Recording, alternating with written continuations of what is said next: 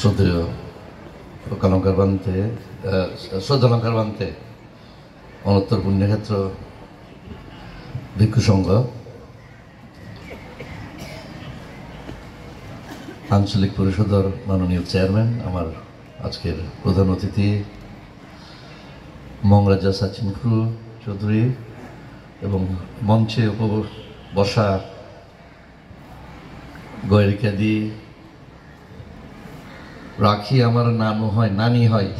আর অবশ্যই আমাদের শ্রদ্ধেয় পিয়ামাস। আমিও ভান্তে যেটা বললো বেশ আজকে আবেগে আপ্লুত হয়েছে, কারণ মনোঘরের সাথে এমন ভাবে যে বিভিন্ন ক্ষেত্রে মনোঘরের সাথে জড়িত ব্যক্তিবর্গের সাথে প্রয়াত সহ যাদের আমি স্মরণ করছি, তাদের নামগুলো যে দিয়েছেন খুবই ভালো, যারা চলে গেছে, ছাত্র, শিক্ষক। এবং প্রথমেই একটা কথা বলে যেতে চাই যে আমি তো বিগত কত বছর ধরে বিভিন্ন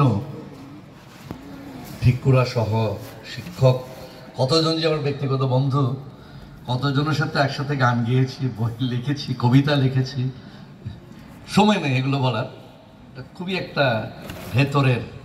সম্পর্ক। সুতরাং আমি যখন মনোঘরের গানও শুনি, আমার বড় ভাই সুগত চাকমা আমরা কাজিন, উনি আমাকে নিয়ে এসেছিলেন অনেক অনেক আগে, তার লেখা আমাদের বন্ধু একটু সিনিয়র ফণীন্দ্রলাল ত্রিপুরা সুরকার, এই গানটা শুনলেই কেমন জানি লাগে মনটা। তো কাজেই মনোঘরের সাথে এই যে বিভিন্ন ধরনের সম্পর্ক, আর যারা আজকে ছাত্র দেখছি, প্রাক্তন ছাত্র মনোঘরিয়ান্স, আর এটাও বলে চাচ্ছি ভবিষ্যতের মনোঘরের ছাত্র যারা আগামী বছর ভর্তি হবে, আরও আসবে, আমি আশা করি যে আমাদের চাকমা সার্কেলের সাথে যে সম্পর্কটা রয়েছে, এটা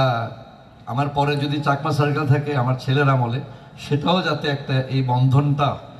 সেজন্য আমি আকাশ বুঝি আমাদের পিয়ারের একটা অংশ তার ছেলের সাথে পরিচয় হয়েছে, এগুলো যেন বংশানুক্রমে এই সম্পর্কগুলো থাকে। তো আমি অনেকজন, এমনকি আমার জ্ঞানশ্রী ভান্তে কে মনে পড়ছে, কারণ জ্ঞানশ্রী ভান্তে সরাসরি শিষ্য কিনা জানি না, কিন্তু আমাদের রাজবিহারে রাজগুরু অগ্রবংশ ভান্তের সাথে সাক্ষাৎ করতে আসতেন, এবং আমার মনে আছে, I remember Gyanashri Bhante in Rajbihar, he used to come to see venerable Agravamsa। আর সকলে যারা যে অবদানটা রেখেছে মনোঘরের জন্য, পার্বত্য চট্টগ্রামের জন্য, বাংলাদেশের জন্য, এটা আসলে শ্রদ্ধা ভরে আমি স্মরণ করছি এবং কৃতজ্ঞতা জানাচ্ছি।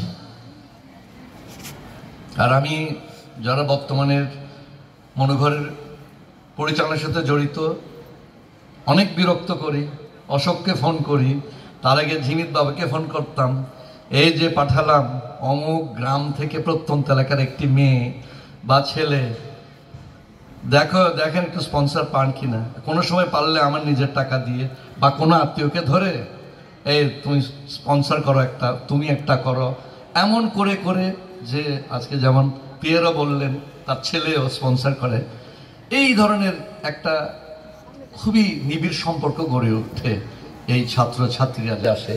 যারা সুযোগ থেকে বঞ্চিত অর্থনৈতিক বা অন্যান্য